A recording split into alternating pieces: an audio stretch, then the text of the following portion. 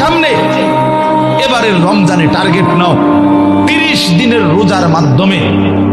দিল থেকে আল্লাহর কাছে এইভাবে 30টা দিন হাতে গুনে তুমি আল্লাহর সাথে ওয়াদাবদ্ধ হও যে আল্লাহ 30 দিন আমি রোজা রাখবো। এবং যৌন চাহিদা, লজ্জাস্থানের চাহিদা, অশ্লীলতা, বেহায়াপনা, নর্তকী, নাচ গান, উলঙ্গ ছবি দেখা, নারীকে নিয়ে চিন্তা ভাবনা, মেয়েকে নিয়ে অশ্লীল চিন্তা ভাবনা, অবৈধ কোনো প্রেম সম্পর্ক, হারাম কোনো রিলেশন,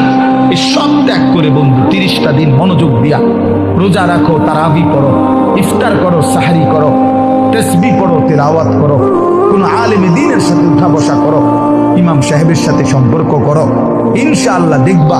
আল্লাহ চাহে তো 30 দিনের মাথায় আল্লাহ বলেন লাআল্লাকুম তাত্তাকুন, আমি আল্লাহ ওয়াদা দিলাম মুমিন তোকে মুত্তাকি বানিয়ে দেব।